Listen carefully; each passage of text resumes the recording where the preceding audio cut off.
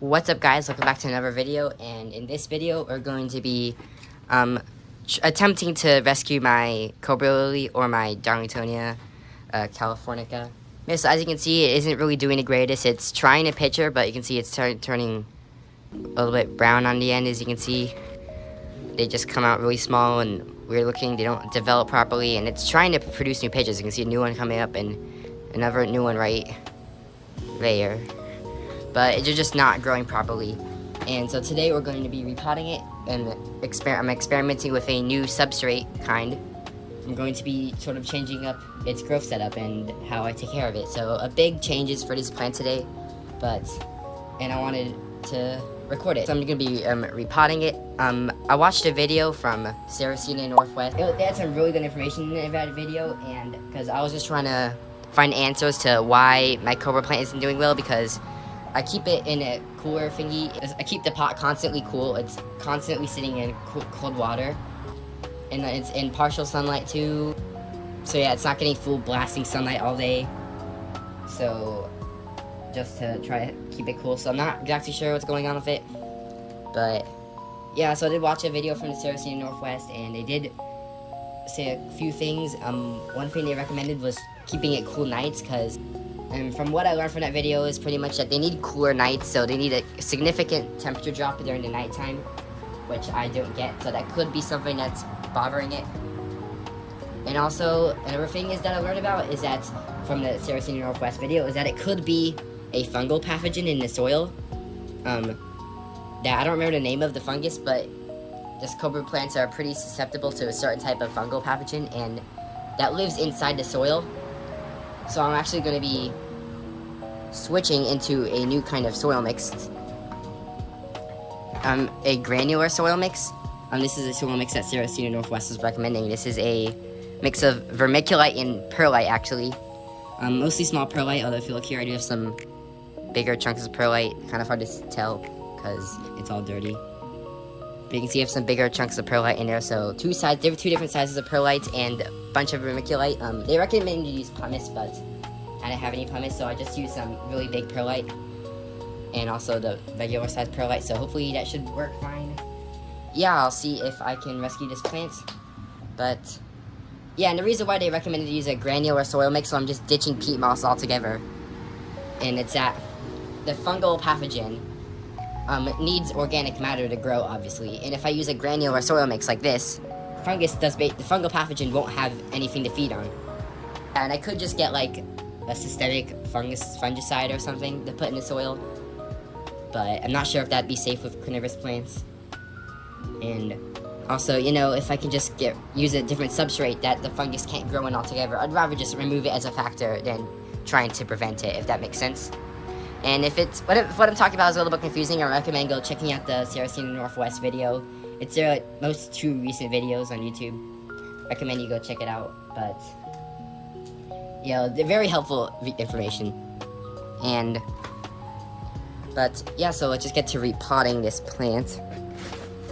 I'm gonna also switch to a new pot. Also in the video I learned that, unlike Sarracenia, Darlingtonia actually don't have that deep of a root system. And they actually grow more shallow. And I know this pot, so I'm gonna switch to this really big net pot. I know it's not really that much like shallower than this pot, but what it does give is more width, and that's for the stolons to grow, since they grow stolons and that's how they propagate themselves. And because of that, they need some more width to grow, and also they can get some really nice airflow through here too. And I know it's black, but according to the Sarracenia Northwest video, I know I keep referencing them a lot, but according to their video, their Cobra plants survived like their soil temperatures being like 100 degrees Fahrenheit just fine. So again, I recommend go checking out their video after this, so what I'm talking about will make more sense. But yeah, so let's just start repotting. And again, this is what the soil mix looks like. It's not even soil, it's a granular based mix.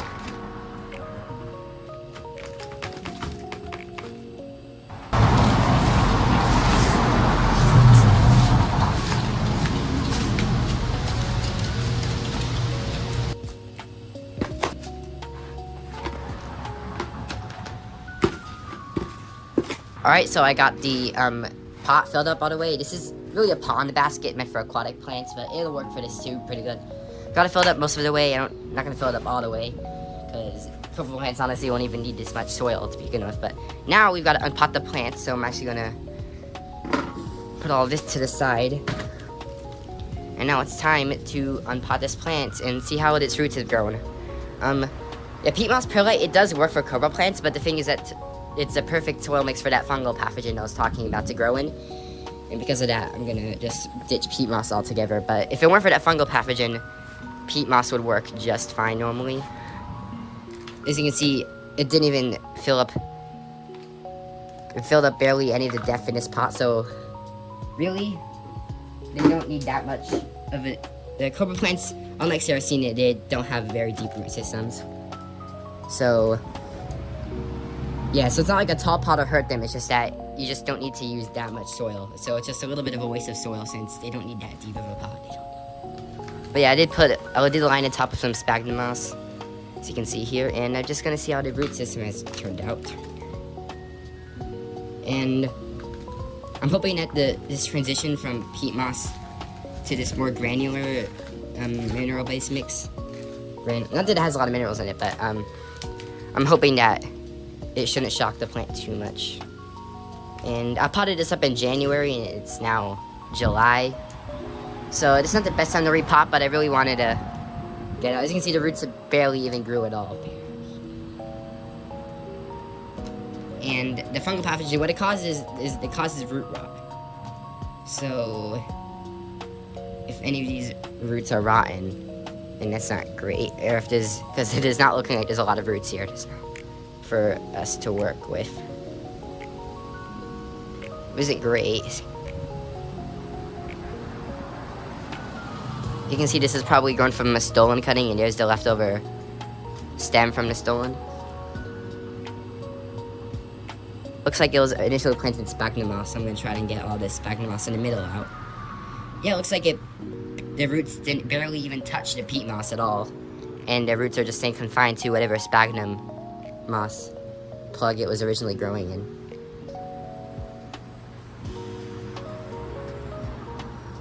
And be very gentle, especially with sphagnum moss. The roots can easily get tangled up in this. But I'm going to try to remove as much of this as possible because I don't want any of this to contaminate the new mix. If there really was a fungal pathogen in here, and also it's not good to mix, even if there wasn't any fungus, it's not good to mix the peat moss and sphagnum moss with a granular mix like this. But you can see this had like a lot of stems. These look like old leaf bases, honestly. So maybe this is buried too deep, but the thing is I'm not sure why I would have a big stem like this, so I'm assuming it was buried up like that. But yeah, I got rid of pretty much all the moss.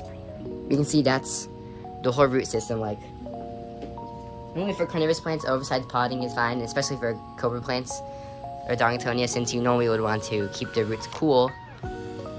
But you can see that it just didn't need all that space, like, whatsoever. Like, it didn't even touch, the roots didn't even touch all the soil down there. So, yeah. So, I guess this pot probably could be a little bit overkill for it too, but, you know, that's fine, because eventually after this does get big, it will have a bigger root system, and even if the roots itself aren't that big, it's still going to need a lot of width for the stolons that will hopefully eventually grow once this plant gets bigger, but... yeah, I'm not gonna fill it up all the way to the top. I don't think there's a reason to. First, I'm just gonna dig out a little hole and then just stick the plant in. And yeah, this is the first time I've experimented with a soil like this. Like, normally for all my carnivorous plants, I ever use sphagnum moss or peat moss.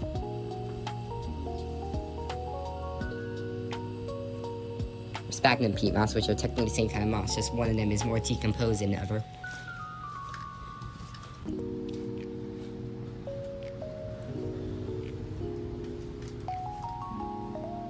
But yeah, there we go. It's pretty much all potted up now. Yeah, according to the Sarracenia Northwest video, they were actually challenging the fact that cobra plants just die if the roots get too hot, which that does sound crazy, but after watching their video, which they posted 2 videos, but I watched both of them, and after watching both of them about the cobra lilies, it seems like they've got pretty good stuff going on there in their nursery.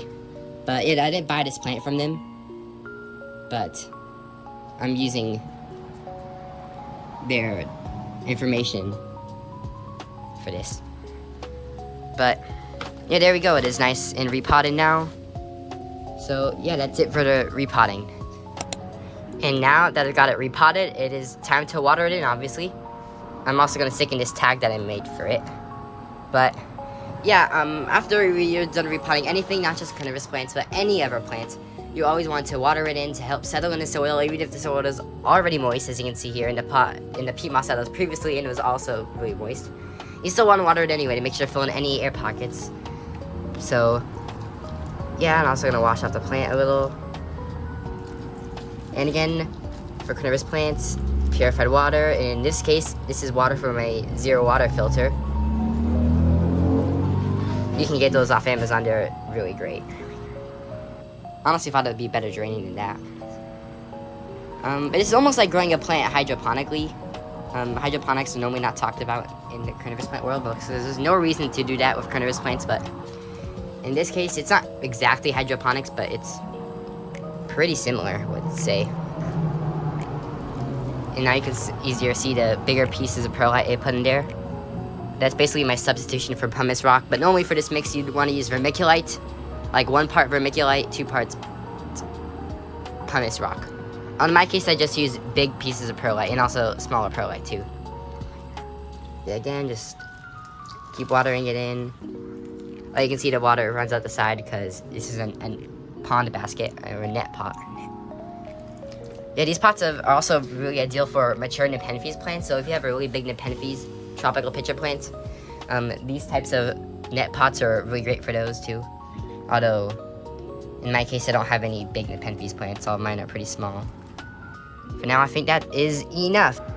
And previously, as you guys can see here, I would grow it in this cooler. You can see this is a styrofoam cooler. I just picked this up for 10 bucks at the grocery store. Normally, I'd keep it in here. You can see I have it with rocks as a drainage, or not drainage layer, but sort of a barrier, and also a layer to help raise up the pot up a little bit. And also, so it doesn't get too much exposure to all this water. But also, yeah, this is all refrigerated water I put in here. So about every week or every few days or so, every few days or so, I'll refill this to up to the top where the rocks are with refrigerated zero water. And you can see the water, I mean, you can't see it, but the water is still very cold in here. And it would stay cold, and the cooler would actually help keep the water cold for longer, until I have to put more cold water in it. But yeah, normally I would have kept this in this cooler 24/7, and have it always filled with refrigerated zero water, or any purified water source that you have. But now, after I watched the Sarracenia Northwest video, the thing with cooler nights is that, clearly from what they've tested, the cooler nights help whenever there's a temperature drop between the daytime temperatures and the nighttime temperatures. And also, from their tests, they actually showed that Darlingtonia can handle daytime heat, but it's nighttime that helps them, because from what they said, it's because of their metabolism system. Like, the cold basically slows down their metabolism, so whenever it's colder at night, it slows down their metabolism. It gives them a chance to rest and process all the energy that they've gathered from photosynthesis during the day. And so by not having a cold period during the night, it basically just keeps its metabolism running all day, and it doesn't have a chance to rest. So it's basically, according to them, it's basically like you're trying to sleep in really hot weather without an AC. And yeah, in this case, I was keeping it in this all the time. Although, because of that, it's not necessarily a temperature drop, and also my climate, there's no temperature drop really that much. I mean, 10-degree temperature drop, but that's not enough in my climate. And then, also, if the cold does make the metabolism slow, then in theory, and no idea if this is true, so don't quote me on this or anything, But if having it cold all the time slows down their metabolism, then maybe by having it in this cold water all the time, their metabolism is just not on, and because of that, it's not going to be a very strong plant. And again, no idea if that's true or not, but I don't know, that's a theory that I have. If cooling down the temperatures does slow down their metabolism, like Sarracenia Northwest was saying. Again, make sure to go check out their video. I know I keep saying it, but it was really, really helpful. I recommend you go check it out if you are struggling with your Darlingtonia. But that's what my plan is now that I've got it repotted and stuff, I will keep it in the cooler during night, but then once the sun rises in the morning, I will take it out of the cooler and grow it with my other plants, and not in the same tray, because vermiculite doesn't work with other carnivorous plants, so I can't keep it in the same tray. But I'm gonna dump out all this water and rinse all these rocks too, in case, because if there was a fungal pathogen, then that means all of this water is infected. So I'm gonna go rinse out this whole cooler and all these pebbles and stuff and dump out this old water. Yeah, I'll do that probably later today or maybe tomorrow morning. But yeah, so my plan is during the night, I'm going to have it in this cooler, and then during the day, I'm gonna take it out basically. So maybe that I can simulate a temperature drop that way. I know if it's gonna work, but I'm honestly trying to make the best for this plant because it's not doing very well, and I really want it to do well. So I'm just gonna be experimenting with this kind of thing. And yeah, no idea if that soil mix is gonna work. No idea if my new plan of keeping it in the cooler during the nights only is gonna work. But before I had it in the cooler all the time and it just wasn't doing well. And you can see there was its old pot, but yeah, so that is my plan. But yeah, so here is my Cobra Lily, all nice and repotted. Yeah, I will be experimenting with the new setup ideas that I just was talking about, and yeah, I will post an update video maybe later in the fall or something. So yeah, if y'all want to see an update and see if this experiment is gonna work, then make sure you like and subscribe, and I will be posting some more videos here soon about different kinds of plants. But if you specifically want to see an update about this one, then make sure you subscribe, and YouTube will notify when probably later in the fall or something when I post an update video. But yeah, the growth this year has been pretty bad. Like, it honestly hasn't really grown any bigger at all, and all the old pictures were dying off, but that actually were good. But yeah, again, like, subscribe for updates, and I will see you in the next one. Thanks for watching.